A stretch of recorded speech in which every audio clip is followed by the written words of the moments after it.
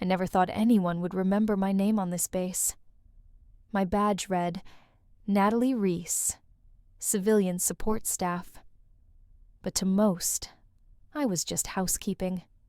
Another quiet girl in khaki slacks, pushing a cart of clean sheets and tiny soaps through the endless gray corridors of Stonewell Military Complex.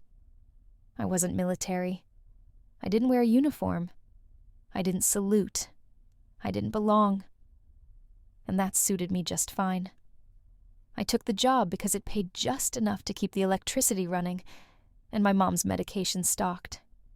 She's got a heart condition, congenital. Her doctor said stress makes it worse. I lied to her every week and said the job was easy. Truth is cleaning a government-operated military guest facility is exactly as tense as it sounds. The silence here isn't peaceful. It's watching you. Even the air feels like it's been trained to stand at attention. I moved to Fort Granite, Nebraska 2 months ago, population cornfield secrets, and this fortress of a base, parked right in the middle, like it owns the ground beneath it. I came here alone after my last job at a motel in Kansas City, cut hours without warning. I packed what little I had into my car, told Mom I got a promotion, and drove through a snowstorm just to make orientation.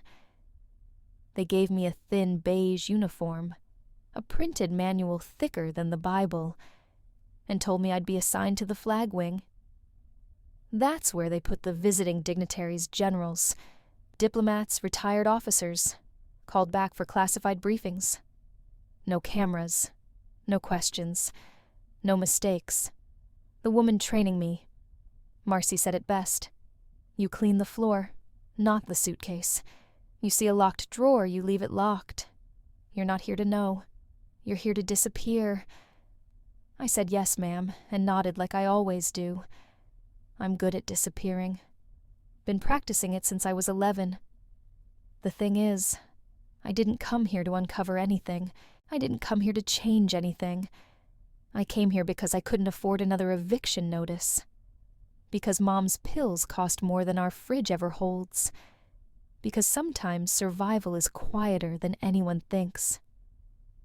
So when I turned the corner that afternoon and saw the door to Suite 7 slightly ajar, assigned to a man none of us were allowed to talk about, I told myself I'd just vacuum and get out.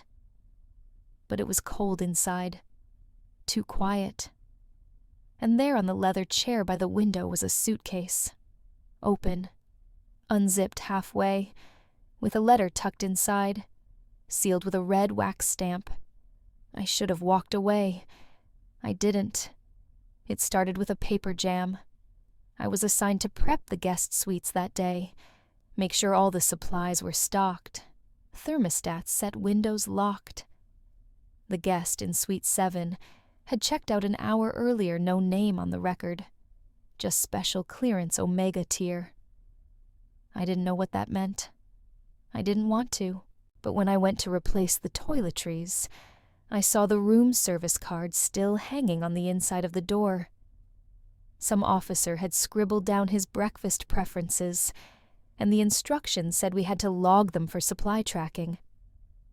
I wheeled my cart back to the hallway office, just a little room with an old government-issued desktop and a cheap laser printer. I scanned the room service slip hit print and waited. Nothing happened. The light blinked red. I opened the tray, pulled out a jammed piece of paper, then hit print again. Still nothing. I sighed and clicked through the desktop folders, looking for the supply sheet manually. Whoever used the computer last had left everything open email drafts, a folder called Inventories, another one labeled Event Logistics. And then there was one more, a folder buried deep with a name that made me pause.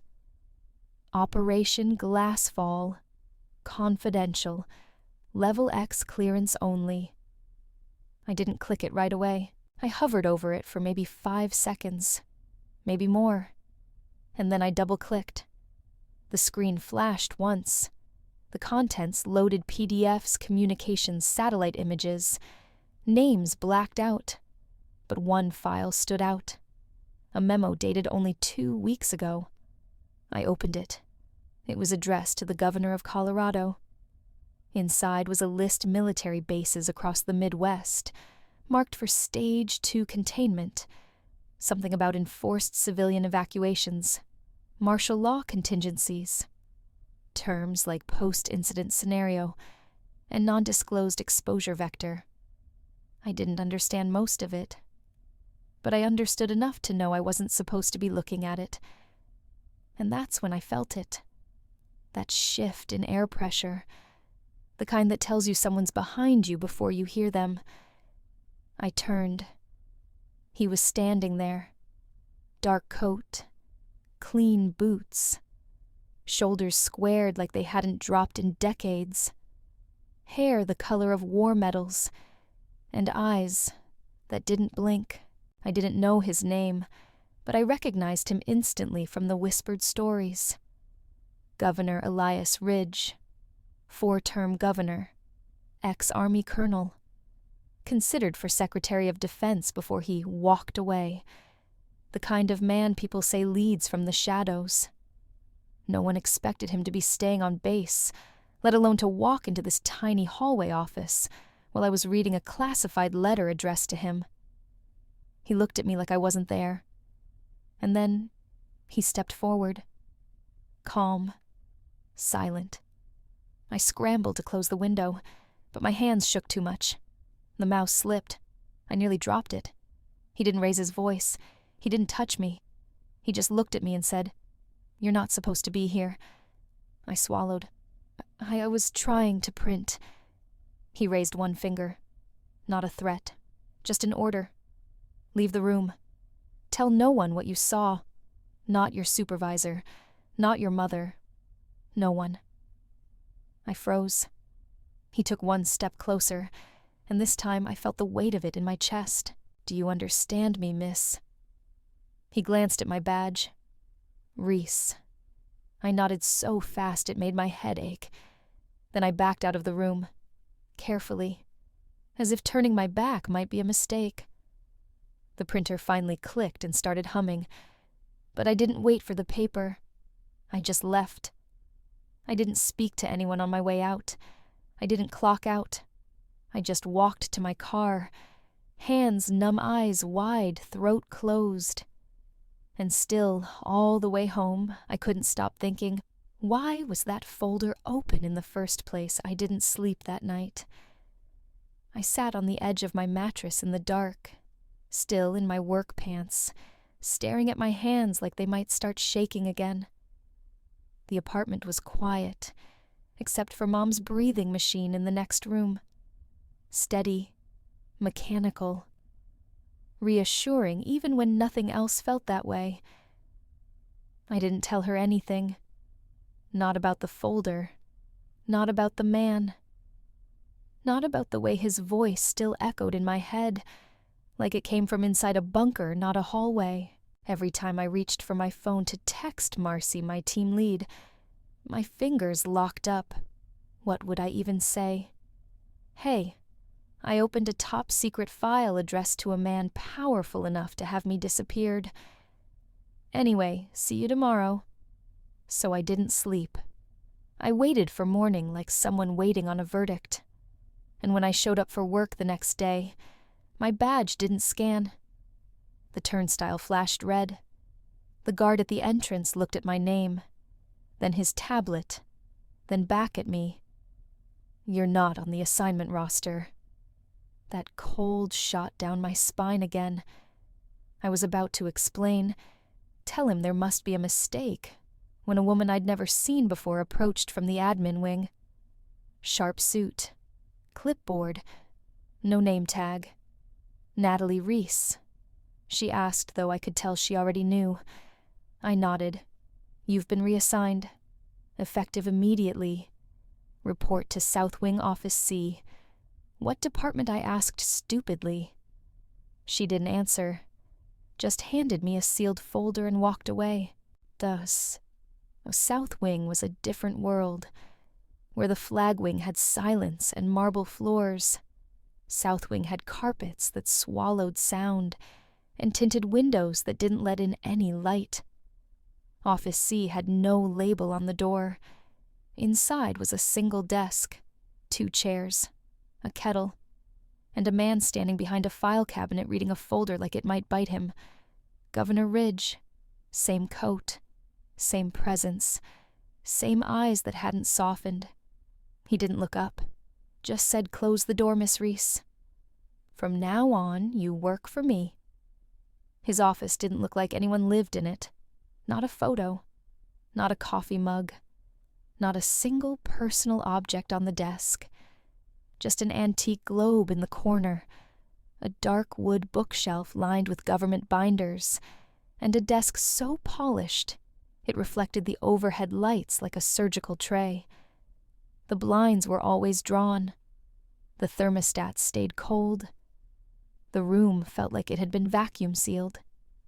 Sterile. Quiet, as if even sound had been cleared for security. My first day, I stood there for a full minute before I realized he wasn't going to offer me a seat. He simply nodded at the file cabinet beside me. "Index the folders. Use the system outlined in this," he said, handing me a manual so dense it could have stopped a bullet. Then he returned to his chair, never looking up again. That was our pattern. No small talk. No eye contact longer than necessary. He gave instructions like they were protocol, not conversation. I was told to answer only when spoken to, not to touch his desk, not to bring in my phone, not to talk about what I saw, heard, or suspected, which was fine, because no one else would talk to me either.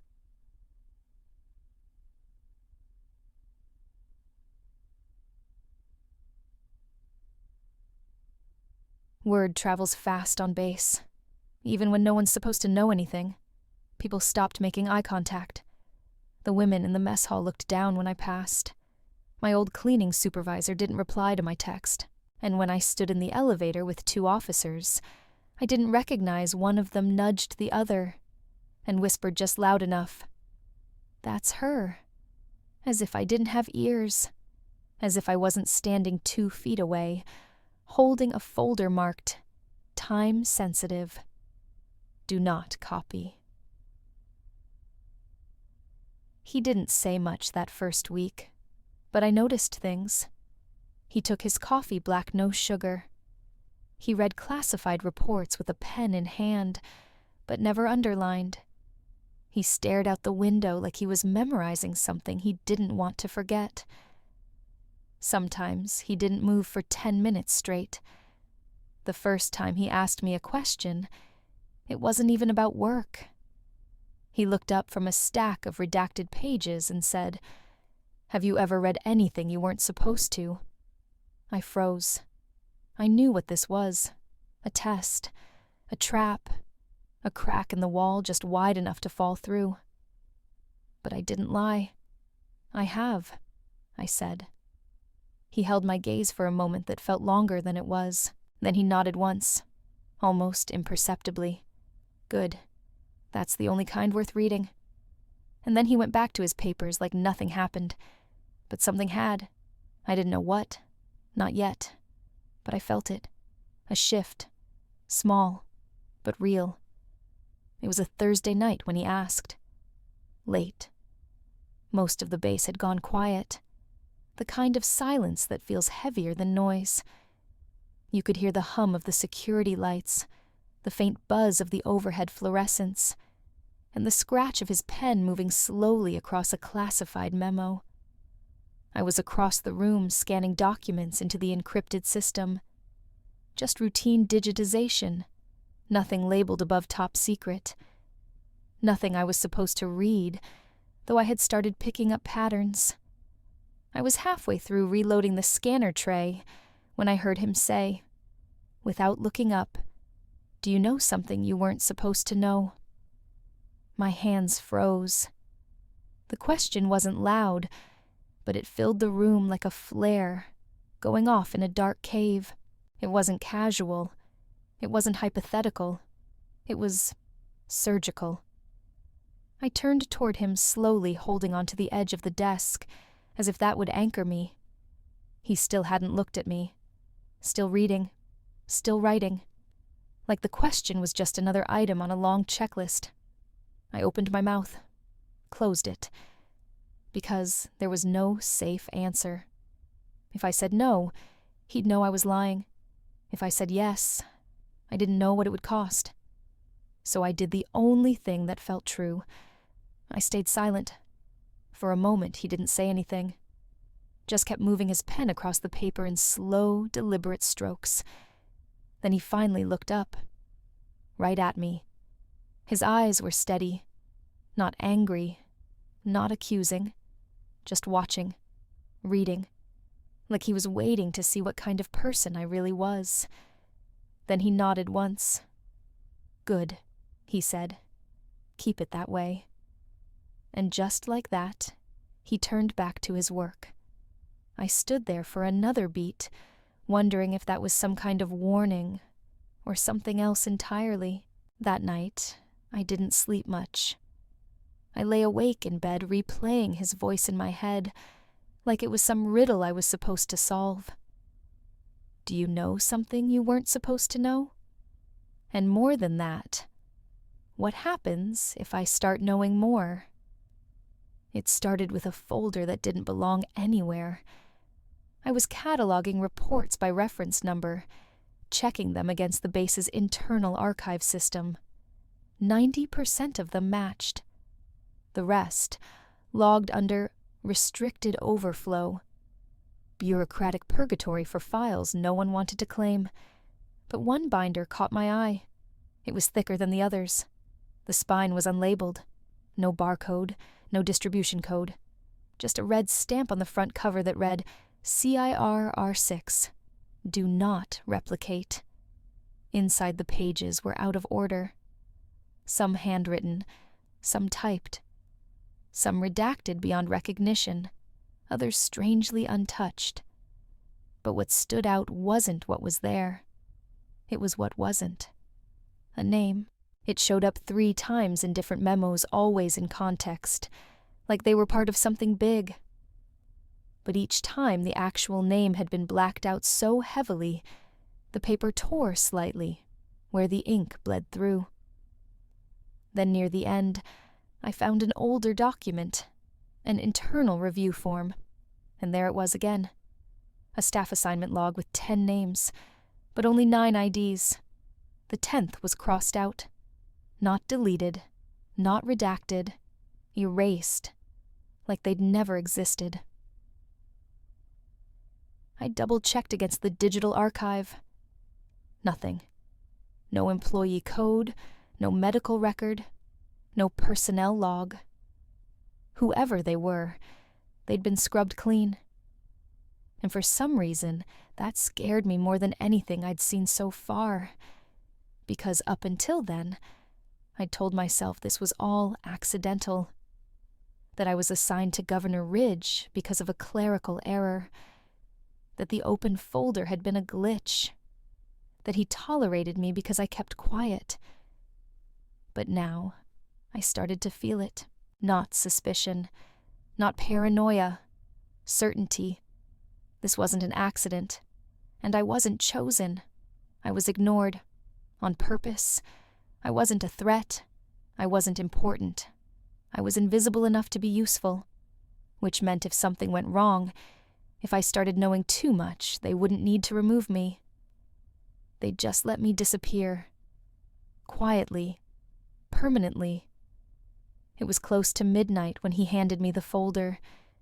He didn't speak. Didn't give instructions. Just slid it across the desk like it weighed more than paper should. Then he turned away, staring out the dark window, like whatever was in there was too much for even him to look at again. I hesitated before opening it. The cover was plain. No label.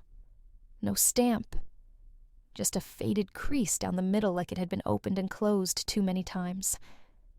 Inside were 6 profiles, 6 soldiers, names, ranks, photos taken in uniform, smiling proud, alive, and then the reports, short clinical summaries, all marked with the same code: incident type training accident, engine failure, Fort Blackridge. All 6 died in the same hour, same location, same operation. The official notes called it mechanical malfunction during an airborne transport drill, but the photos said otherwise. I don't know a lot about military equipment, but I know what it looks like when something explodes from the inside out. One of the black and white images showed a burned-out frame of a truck. No impact craters, no evidence of an external hit, just detonation. From within. There were maps, too, satellite shots, aerial trajectories. One in particular was circled in red ink with a note scribbled beneath: landing was scheduled for Sector D12. Debris found in E7, over 11 miles off course. I flipped through, hoping there was some explanation. There wasn't. Only more questions. Why were they flying that route? Why had they diverted? Why was their final transmission missing from the packet? And why were the last 3 pages printed from an email chain, unofficial, unsanctioned, between 2 commanding officers, wondering aloud if command authorized extraction early, without notifying logistics? There was no signature on the last message, just one word in all caps: red line. I looked up from the folder. Governor Ridge was still at the window. His reflection was faint in the glass, but I could see his jaw clenched tight. I didn't say anything, because I understood now. He hadn't asked me to look at this. He'd let me. That folder wasn't for filing. It was a wound, and he was tired of carrying it alone. But there was one thing I didn't understand. Not yet. If he knew these soldiers hadn't died in a simple accident, why hadn't he told anyone he didn't turn around right away? I closed the folder gently, not because I was done reading, but because I couldn't take another page. The weight of it all made the air in the room too still, too close. Like the truth itself was pressing in. He finally spoke, quiet, flat, like someone recounting a story they'd rehearsed in their head 1,000 times, but never said aloud. I canceled that operation. My breath caught. He kept staring out the window. 2 days before it launched, I saw something off in the secondary routing protocols. It didn't match training standards. I flagged it, had it pulled, signed the cancellation myself. I didn't interrupt. But someone overrode it, quietly. They reissued orders using my digital signature planted it, so it looked like a clerical misfire. Then ran the whole thing under an auxiliary budget line, small enough that audit teams wouldn't look twice. He finally turned. His eyes weren't angry. They were tired. So tired it scared me. They didn't think anyone would die. Or if they did, they knew the cover story would hold. Equipment failure works every time. Add in bad weather, and a remote training site, and it's airtight. But why, I asked, barely above a whisper. He walked over and sat at the edge of the desk, arms crossed, like he wasn't a man who ran 5 deployments and held more power than half the state's government. Like he was just a man who'd been betrayed. I asked too many questions about a different program, something that was supposed to be decommissioned years ago. I stirred up paperwork they didn't want unearthed, so they clipped me. He didn't answer, but he didn't need to. In places like this, they is a shape everyone knows, but no one outlines. It's in the walls, in the orders with no names, in the silence between promotions that never come. They gave me this post as a way out. Said it was ceremonial, PR friendly. You'll still be respected, Elias. You'll still be useful. But the message was clear. He leaned forward. You speak. We erase what's left of you. I thought of the erased name in that personnel file, the black ink that tore through paper like it had something to prove, and I realized something. This man hadn't stayed silent because he was scared. He'd stayed silent because the only thing more dangerous than knowing too much was being one of the last people who remembered what the truth actually looked like. The question came just before I left for the night. No warning, no build-up. He was sitting behind his desk tie, loosened for the first time since I'd met him. The lights were low. Just the desk lamp lit the room, now casting long shadows on the wall behind him. He looked up from the folder he'd been reading and said, "Can you keep a secret, Miss Reese?" There was no edge in his voice, no test, no threat, just a question. But the way he asked it made something in me lock up, because I knew this wasn't about office gossip or misfiled documents. He was asking if I could carry something that might never leave me. I didn't answer. I didn't nod. Didn't shake my head. Just stood there holding the cleaning checklist I hadn't even glanced at in 10 minutes. He looked at me for a long time, not waiting, just letting the silence settle. Then he gave the smallest nod, almost like he was answering himself. All right, then. After that night, things changed. Not with words, not with orders, but slowly. I'd walk into his office and find files already opened, pages spread across the desk like he'd just stepped out. Sometimes it was nothing weather reports, base rosters, standard intake memos. Other times, it was redacted emails, satellite images, notes scribbled in margins in a handwriting I'd come to recognize as his. He never told me to read them, but he never stopped me either. And I understood. I hadn't passed a test. I hadn't earned trust. But I was the only one left still looking. So he left things out. And I kept looking, even when I knew what it might cost. The decision didn't come with a rush of adrenaline.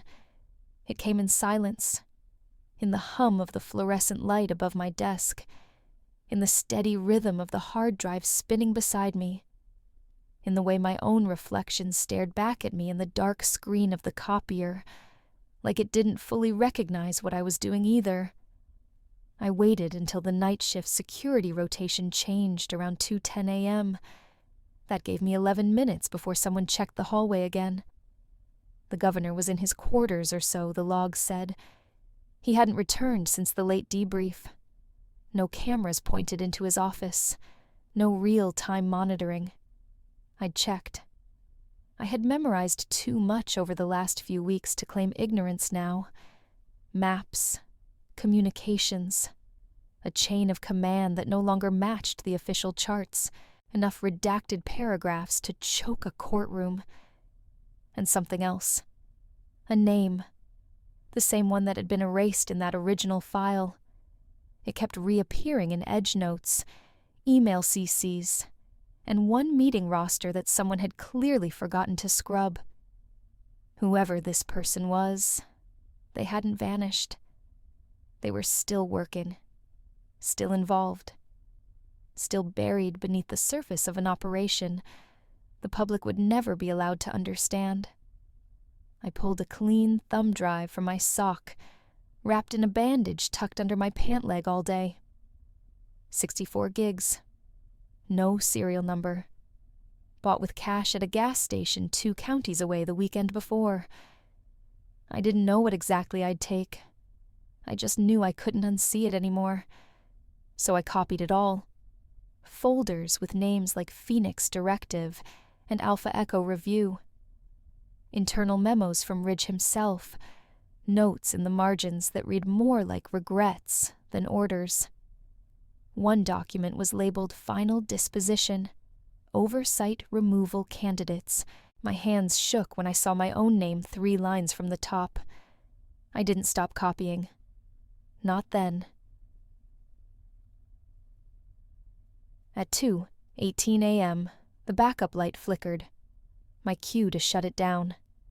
I ejected the drive, wiped the keyboard-cleared recent files powered off the terminal, and slipped the drive into the false lining I'd sewn into my boot. Walking out of that office felt like walking out of myself. Like I had just left behind the version of Natalie Reese, who still believed she could stay invisible forever.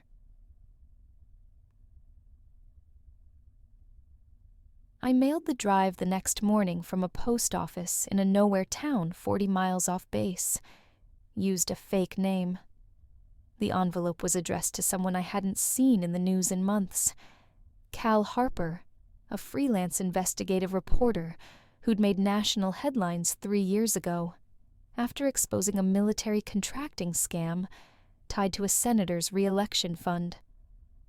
Last anyone had heard, he'd been blacklisted, called a fraud, lost his press badge, but not before leaving one line in an interview that I remembered word for word. If the system's rotten, the only hope we have is that someone who isn't supposed to see something does. I didn't leave a return address, didn't sign my name, just the drive and a note. You were right. It's worse. Do what you do best. I knew then there was no going back, no transfer, no fresh start, no chance to unknow the things I now carried like live ammunition. The best I could hope for was that someone out there would read what I sent, and that it wouldn't get me or my mother killed. I expected to be fired. I expected someone to come banging on my door in the middle of the night, or for men in plain suits to be waiting outside my car the next morning. But what happened was worse. It was quiet. Too quiet.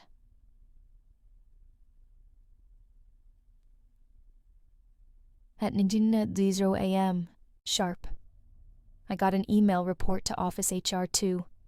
Immediate. No subject line. No explanation. I walked through the administrative wing like I was heading into an execution. I kept replaying everything in my mind. Did I leave a trace? Did I forget to wipe something? The woman at the HR desk didn't look up when I arrived. She just gestured toward the back. Inside the room, a man in a gray tie sat waiting. Civilian contractor, not military. His hands folded on a thin file that didn't look thick enough to hold all my sins. He didn't smile. Miss Reese, there's been some confusion regarding your clearance access. I said nothing. He continued, voice flat as paint. After review, there were irregularities in your workstation login logs. However, after internal consultation, no action will be taken at this time. You will remain in your position, with slightly amended access permissions. He slid a paper across the table. Just one. At the bottom, my signature was already there, dated this morning. I blinked. I didn't. It's been processed. He stood up before I could speak again. Thank you for your continued cooperation. I walked out of that room with my heart in my throat and my lungs full of nothing. I hadn't been fired, hadn't been questioned, which meant they knew. And they were choosing not to stop me because they didn't need to. When I got home that evening, the door to my apartment was unlocked. Nothing stolen, nothing broken, just a single envelope on the kitchen table. No stamp, no return address, just my name. Inside was a photo of my mother taken through her hospital window. She was sleeping. Oxygen tubes still in, a nurse checking her chart in the corner of the frame. Underneath was a note. Block letters. No signature. You've made your choice. Now choose again. Stay silent or bury your mother. My knees buckled. I sat there for what felt like hours, the envelope open in my lap, bile in my throat, fear settling into my spine like frostbite. And as if summoned by the thought, my phone rang. Hospital. Mom had gone into cardiac distress. I drove there without blinking. Red lights, stop signs, none of it registered. When I reached her room, they were stabilizing her. Nurses moving fast. The sound of machines screaming warnings into the air. I wanted to scream with them. She survived that night. Barely. But I understood the message loud and clear. This wasn't about me anymore. They knew my weakness, and they'd touched it just enough to let me know they could crush it whenever they wanted. The hospital lights always made everything feel colder than it was. I sat by Mom's bed holding her hand while she slept. The machines were quieter now. Stable. The nurse said the worst had passed, but she needed rest, and new medication, and a longer stay than my insurance could possibly cover. I hadn't moved in hours. I was still in my work clothes, still had ink on my fingers from whatever file I'd touched last. My phone sat face down in my lap. I hadn't dared turn it on since the envelope. When the knock came, it was soft. I looked up. He stood in the doorway like he owned the hallway. Governor Elias Ridge. No coat, just a charcoal suit, and a stillness that didn't match the chaos around him. I didn't stand. He didn't ask me to. He looked at Mom for a moment. Not long. Just enough to see her face the IV, the beeping monitor that marked her heartbeat like a fragile metronome. Then he reached into his pocket and pulled out a black leather wallet. He stepped forward and placed a card on the bedside table. Not a business card. A credit card. He said, "Use that for anything she needs. She won't wait in line again." I opened my mouth, but nothing came out. I didn't know if I wanted to thank him or accuse him of knowing too much, of letting it happen, of showing up only when things were past breaking. But he didn't wait for either. He turned to leave. No nod. No farewell. Just one sentence as he stepped back into the hallway. Some debts you don't get to repay with silence. And then, he was gone. After that night in the hospital, I couldn't look at him the same way. He was still the same man. Sharp suits, unreadable expression voice carved from concrete. But something had shifted. Not in what he said. In what I saw. I stopped seeing the governor. Stopped seeing the man who once had the power to erase people from paper. I started seeing someone left behind by the very machine he used to run.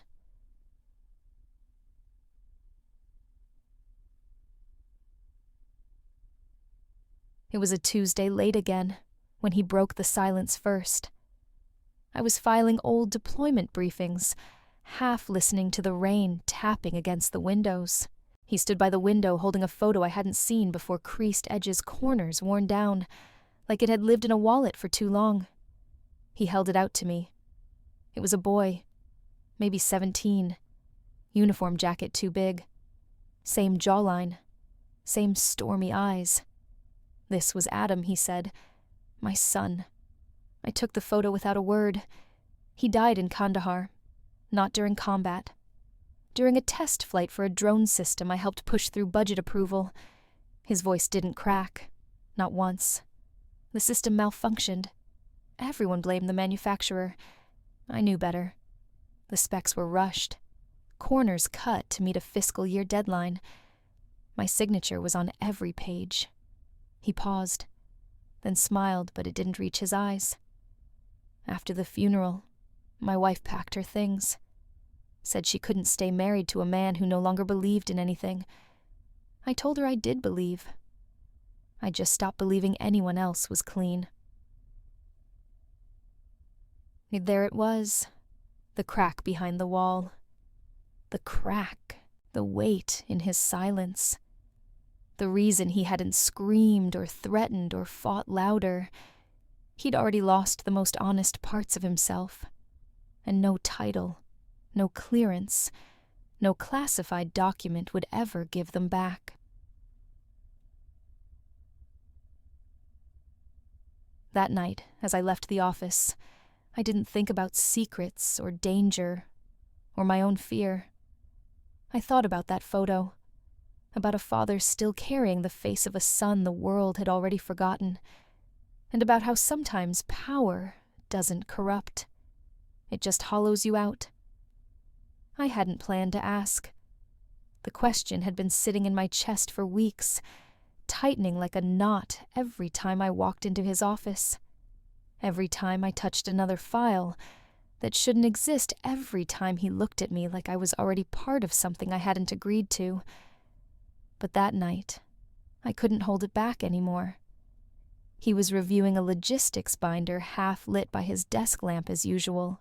I was at the cabinet filing reports I didn't dare read too closely. And then, without turning to face him, I said, "Why me?" The air changed. Not loud, not dramatic, just still. He didn't pretend not to understand, didn't stall, didn't throw the question back at me. He closed the binder gently, took a moment, then said, "Because you're the kind of person no one bothers to notice. That's what kept you safe." He looked at me now, fully, and because when you saw something no one was supposed to see, you didn't look away. There was no flattery in his voice, no softness, just the weight of truth. He wasn't calling me brave. He was calling me chosen by circumstance, by the fact that I was small enough to slip through the cracks, but not small enough to forget what I saw once I got through. I sat down across from him, suddenly tired in a way I hadn't admitted out loud. "So what do you want me to do?" He didn't answer right away, just reached into the locked drawer on his left, took out a single manila folder, and slid it across the table. No stamps, no clearance markings, just a handwritten label in black ink. Unfiled, final version. I opened it. Inside was a formal statement. 6 pages. Dates, names, supporting documents attached. A confession of sorts. Detailed, precise. It named the authorizing officers behind Operation Redline. It laid out the chain of deception the budgets the deaths covered up. At the bottom was a space for a signature, but it was blank. "That's the version I never submitted," he said quietly. "The one I wrote the night after I buried my son." I looked down at the pages. They weren't rough notes. They were ready to be handed over, printed, leaked, read aloud in a courtroom or whispered into a camera. But he hadn't done any of that. And I understood why, because once you say something like this, once the truth leaves your hands, you don't control what happens next. "You're not just giving me a file," I said. "You're giving me the weight of what comes after." He didn't correct me, didn't push me. He just nodded once, and that silence said everything. I typed the resignation letter at 3:07 a.m. No one had asked me to leave. No threats, no accusations, no sudden disciplinary report dropped on my desk. But something in me cracked. I stared at that folder, the one he gave me without a word, and felt the gravity of it pinning me in place. 6 pages of unfiled truth, pages that could ruin careers, spark inquiries, maybe even end lives. I couldn't sleep, couldn't eat.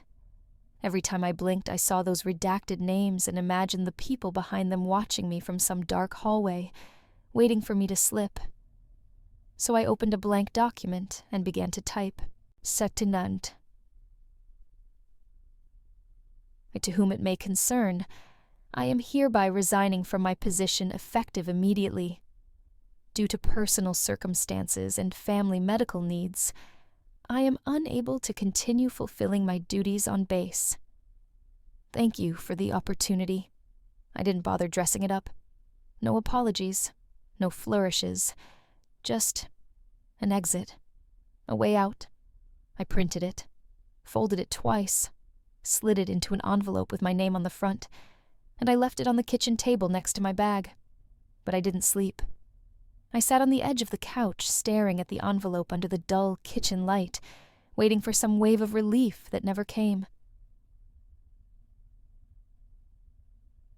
By sunrise, something in me shifted. Not clarity, just a whisper. If you leave now, you'll carry this the rest of your life. It wasn't fear that stopped me from mailing it. It was the quiet certainty that running wouldn't make any of this go away. It would only make me the next name that vanished off a list no one was allowed to question.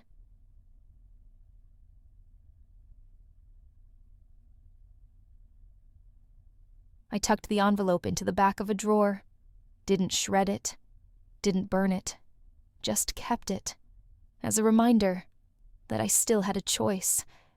But for now, I wasn't done. It didn't happen all at once. There was no movie scene moment, no thunder, no dramatic music swelling behind me. Just a Tuesday morning. I sat at my desk, the original folder open beside me. 6 pages each, read so many times the edges had curled from my fingertips. I knew every word by heart. I could have recited it blindfolded. The file was ready. What wasn't ready until that moment was me. I had spent weeks hiding behind shadows, sending flash drives through anonymous mailboxes, whispering truths into locked rooms, hoping someone louder than me would carry them further. But this was different. I wasn't passing the burden to someone else anymore. I was stepping into the light. I opened a new email on the secured base terminal to oversightcommitteehungress.gov. Subject: Restatement of Misconduct. Operation Redline and related events. No salutation. No preamble. I copied the statement text directly into the body. Every line, every detail, every document ID and reference code from Ridge's original draft. I attached the scans. Triple-checked the links to official records and personnel logs. Then I scrolled to the bottom and added one final line, submitted by Natalie Reese Civilian Staff. Fort Granite Base Access. ID *71492C contact. Redacted personal number. I stared at my name for a long time. That was the moment. The choice. Because once I clicked, send, it wouldn't be anonymous. It wouldn't be a whisper. It would be mine.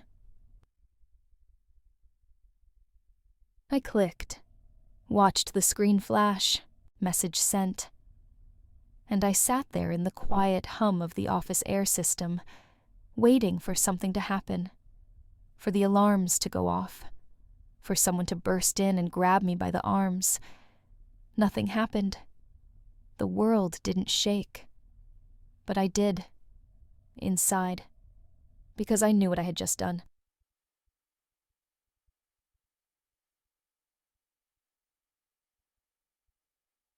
They would trace it. There was no point in hiding now. No shield.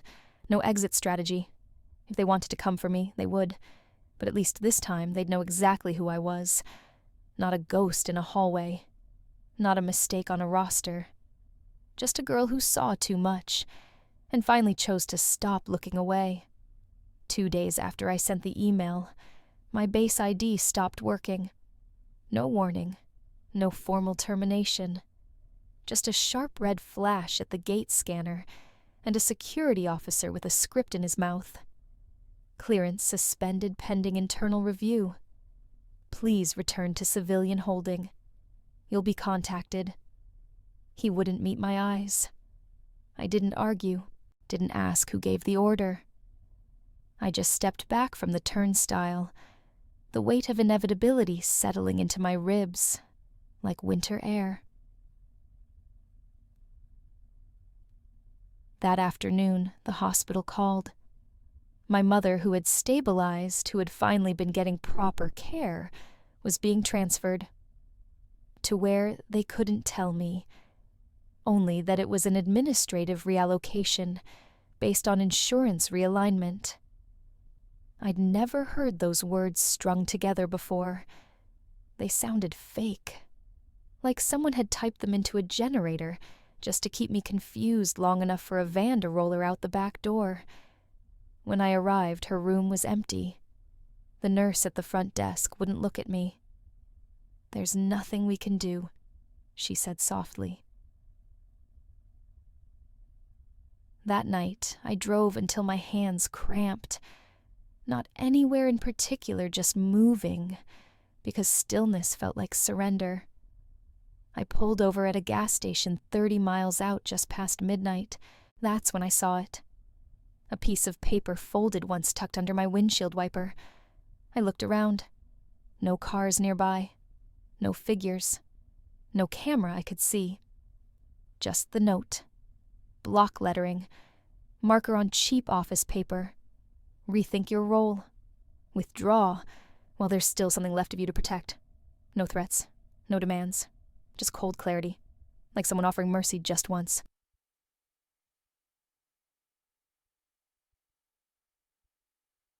I sat in the car for a long time, not crying, not shaking, just still. It wasn't a warning. It was a countdown. He found me in the records room. It was empty, abandoned, really. No one came down there anymore since everything moved to digital. But I liked the quiet. The smell of paper, of ink that time hadn't faded yet. I didn't hear him come in. Only noticed when I looked up from the old inventory logs and saw his reflection in the dusty cabinet glass. Governor Ridge, or what was left of him. His posture wasn't as straight that day. His eyes didn't scan like before. He looked older, but his voice was the same. "Do you want to stop?" He said it, like someone offering an escape, not issuing a command. Like he'd seen the pressure building around me. Mother transferred badge, revoked notes on the windshield, and was giving me one last chance to walk away with my soul intact. For a second, I wanted to say yes. Yes, I want to stop. Yes, I want peace. Yes, I want my life back before I knew how deep this hole went. But I didn't say yes. I looked him in the eye, and I said, I don't have power. I don't have clearance. I don't even have a desk anymore. I paused, felt the words catch fire in my chest. But I have a voice, and I'm not done using it. He didn't smile, didn't nod in approval like some movie mentor. He just looked at me longer than usual, measuring something. Maybe strength, maybe resolve, or maybe just recognizing that I'd crossed the line he crossed years ago, and there was no coming back.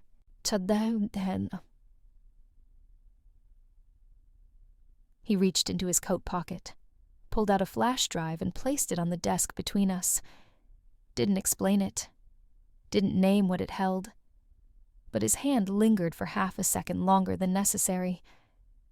Then he left, and I sat there alone listening to the air vent hum above me, one truth echoing louder than anything else in that silent room.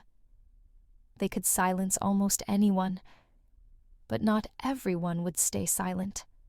I never imagined I'd sit before Congress. The room was colder than I thought it would be. Larger, too. Everything designed to make people like me feel small. The kind of space built for declarations, not doubt. But when they called my name, I stood. Walked past security, past the cameras, past the rows of journalists whose pens had been silent for too long, and I sat down. There were 7 committee members. 1 asked questions like a prosecutor. 2 barely looked up. 1, a woman from Oregon, nodded quietly every time I finished a sentence. I told them what I knew. About the reports Ridge had hidden. About the canceled operation that went forward anyway. About the soldiers who died with no medals, no explanation, no justice. And about the way truth had to pass through silence just to survive long enough to be heard. They asked how I got the documents. I said I was trusted with them. They asked who gave them to me. I said they were already buried. I just refused to keep the dirt packed down. At the end of it, no one applauded. No standing ovation. No grand speech of support. They simply adjourned. That's how the government works. The room emptied. Reporters whispered. Security escorted me to the back hallway. And that's where I saw him. A man in his late 30s. Civilian clothes. Hair neatly combed, but eyes red like he hadn't slept in days. He stood awkwardly, hands in his jacket pockets, as if unsure whether he was allowed to speak. Then he stepped forward. "You probably don't know me," he said. I shook my head. He reached into his coat and pulled out a photo. I recognized the face instantly. One of the 6 from the folder. The youngest. PFC Daniel Corrigan. The one who always smiled too big in his ID photo. He was my kid brother, the man said. We grew up in Nebraska. He enlisted out of high school. Never missed a phone call home. He paused, swallowed hard. They told us it was engine failure. My parents never questioned it, but I always knew something didn't sit right. He held the photo tighter, like it might slip from his hands if he didn't anchor it. "I saw your name on the committee notice. I stayed up all night watching the live stream." Then he looked me dead in the eye. No trembling, no tears, just truth. "Thank you. Not for exposing them, for not letting him be forgotten." And that's when it hit me. All the nights in silence, all the fear, all the doubt. It wasn't about documents or systems or signatures. It was about remembering, choosing to remember what they spent years trying to erase. He offered his hand. I took it. And for the first time in this entire ordeal, I didn't feel small. I felt seen. The official memo came 2 days after the hearing. It was short, barely 4 lines. Effective immediately, Governor Elias Ridge will be retired from active leadership and reassigned to non-operational status due to health-related complications. Health, that's what they called it. Not punishment, not silencing, just a soft phrase with sharp edges. No one said the word disgraced, but everyone knew what it meant. He'd been removed without noise, not fired, not shamed publicly, just erased neatly like they'd learned how to do after so many years of practicing on others. There was no press conference, no tribute, no flag-folding ceremony, just one less name on the base bulletin.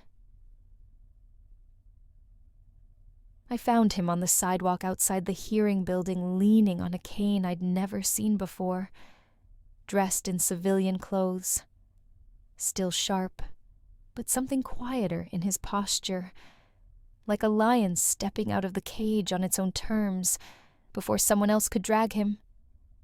He looked at me as I walked toward him, and for the first time in months he smiled. Not wide, just enough. "You showed up," he said. I nodded. "So did you." He didn't ask about the testimony, didn't mention the committee or the headlines or the whispers starting to circle among the ranks. He just stood there as if to witness the moment. Then, almost like to himself, he said I was never going to win, but it helps knowing someone might keep going after I couldn't. That was all. He turned to leave no handshake, no goodbye, no dramatic parting words. Just that smile.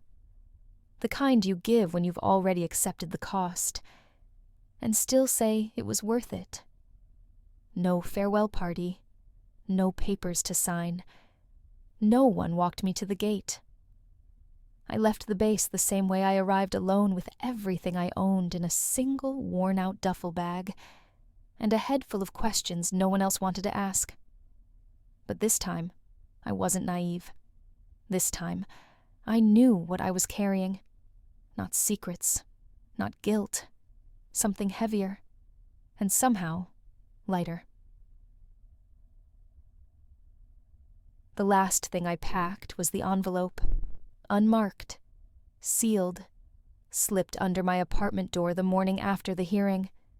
No name on the outside, no logo, no indication of who had sent it. I hadn't opened it. Not because I was afraid, because part of me knew whatever was inside it wouldn't change the fact that I was already past the point of no return.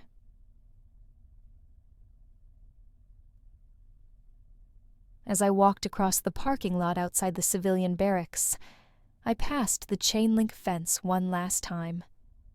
Beyond it, rows of gray buildings, stacks of classified silence, years of stories that would never be told the right way.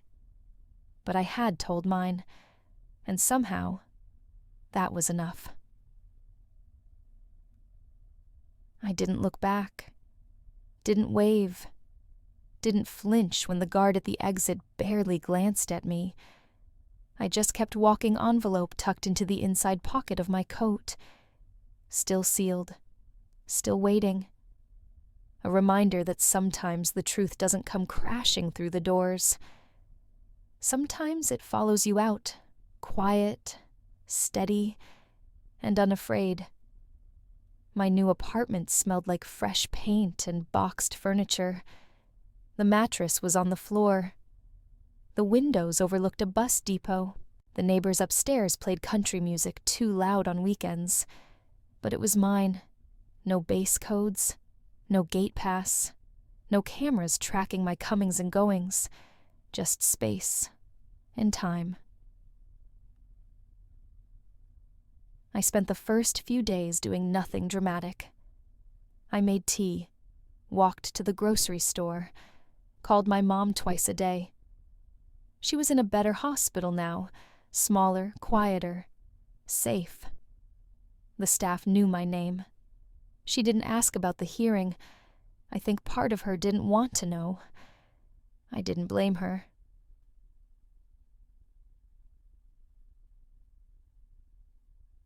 On the fourth night, I finally opened the letter. It was tucked in the inside pocket of my coat, the one I hadn't worn since I left the base. The envelope had softened at the edges, like it had waited patiently for me to be ready. Inside was a single page, typed. No signature, just the words. You didn't save me. You reminded me I used to be someone worth saving. I stared at the line for a long time. It wasn't a thank you. It wasn't an apology. It was something heavier. A kind of truth most people don't get to say out loud before they disappear from the system that once needed them until it didn't. I folded the letter once, then again, into a perfect quarter, and slid it into my wallet next to the only photo I carried. Now Mom in her hospital bed, smiling, weakly fingers curled around mine. A reminder of what mattered, of what we still had, of what I hadn't lost. Some people get statues, Some get medals. Some get remembered in history books they'll never read. Me, I got a folded piece of paper, and the knowledge that I hadn't stayed quiet. Not when it counted. No one gave me a medal. There was no newspaper profile, no podcast interview, no plaque on any wall with my name etched into it. What I did didn't change the world. Not all at once, maybe not ever. I took a part-time job at a small military rehab clinic outside the city. Administrative assistant officially. Mostly, I organized intake files, made coffee-checked schedules, helped fill out insurance forms no one ever understood. It wasn't glamorous. No clearance. No secrets. Just real people trying to get through one more week without breaking down. The days were quiet. I liked that. Some mornings, the transport van would pull up early. New patients. Young men and women stepping off with stiff backs and distant eyes. Some limped. Some didn't talk. Some cracked too many jokes and smiled too fast. You learn to read the silences quickly in places like that. One afternoon, I stood near the entrance as 3 new soldiers came in. All younger than I'd been when this story started. Fresh scars. Fresh weight on their shoulders. One of them, a girl with a busted knee and a calm, blank stare, paused near my desk. She looked around the lobby. This place always this quiet. I smiled. Only until someone turns on the wrong vending machine. Then it's chaos. She grinned just barely, then nodded once. Not to me. To the place. Like she was letting herself believe, maybe just for a moment, that this was somewhere she could exhale. When she walked away, I sat down, pulled open the drawer beside me. Inside, folded into fourths, was that same letter. The one from him. I hadn't reread it in weeks. Didn't need to. I knew every word. I wasn't a whistleblower anymore. I wasn't a target. I wasn't a hero. I was just a woman at a front desk with a reason to stay. Because every time one of them walked through that door, hurt, quiet, unsure, I remembered exactly why I never looked away in the first place. Not to fight, not to win, but to bear witness, and to make sure no one like them ever got erased again without anyone saying I saw what they did. And I didn't turn my face. Most people won't face what I did. They won't find themselves holding a file that could unravel careers, or choosing between silence and survival. Most people live whole lives without ever brushing up against the raw edge of truth. And maybe that's a blessing, because the truth doesn't just ask you to see it, it demands something from you. I wasn't trained for this. I wasn't special. I was just someone in the wrong room at the wrong time, who stayed long enough to realize maybe it wasn't wrong at all. I used to think bravery looked like shouting, standing tall, breaking doors down. But now, I know sometimes bravery is sitting still, reading carefully, letting your hands shake and staying anyway. There were so many moments I could have backed away, deleted the file, mailed the resignation, pretended I didn't understand what I was reading. No one would have blamed me. And if you ever find yourself in a moment like that, no one will blame you either. But if you can, if you have it in you, don't step back.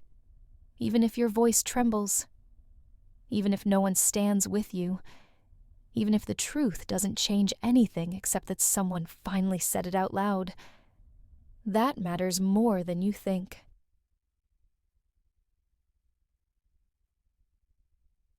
I wasn't the hero of this story. There were no heroes, just people. Some who looked away, some who remembered, and one who chose to speak.